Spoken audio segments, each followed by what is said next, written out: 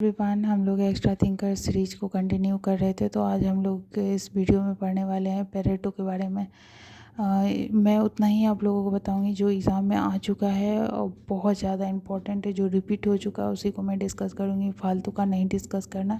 तो पेरेटो के बारे में आप लोग याद रखो कि इटली से बिलोंग करते हैं। एलिड थ्योरी दिया था, सर्कुलेशन ऑफ एलिड, ये याद रखना। टाइप ऑफ एक्शन के बारे में बोला था, लॉजिकल, नॉन लॉजिकल। लॉजिकल में 2 ऑब्जेक्टिव और सब्जेक्टिव पार्ट है, इसके सब पार्ट है। और दूसरा जो बहुत important, history as a graveyard of aristocracy, बहुत बार आ चुका है।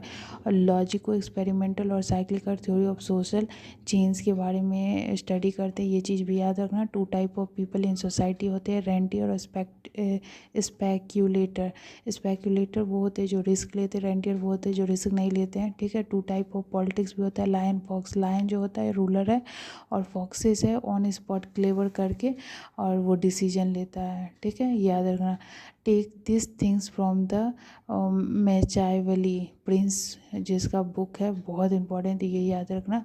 ये दोनों कॉन्सेप्ट जो पॉलिटिक्स का उसने मैचाइवली से लिया था, ठीक है। उसके 2 टाइप्स ऑफ कॉन्सेप्ट के बारे में उन्होंने डिस्कस किया है, डेरिवेशन और रेसिड्यू के बारे में, ठीक है, ये भी याद रखना। और इम्पॉर्टेंट बुक जो है ruling class in Italy board, ये याद रख लेना। उसके बाद माइंड एंड सोसाइटी, बहुत बार आ चुका है, इसको ये एकदम भूलना मत, माइंड एंड सोसाइटी। और ये याद रखना, मैनुअल ऑफ पॉलिटिकल इकोनॉमी की, ये 3 बुक बहुत इंपॉर्टेंट है। आई होप सो समझ में आ गया होगा, बस इतना ही करके जाओ, काफ़ी है।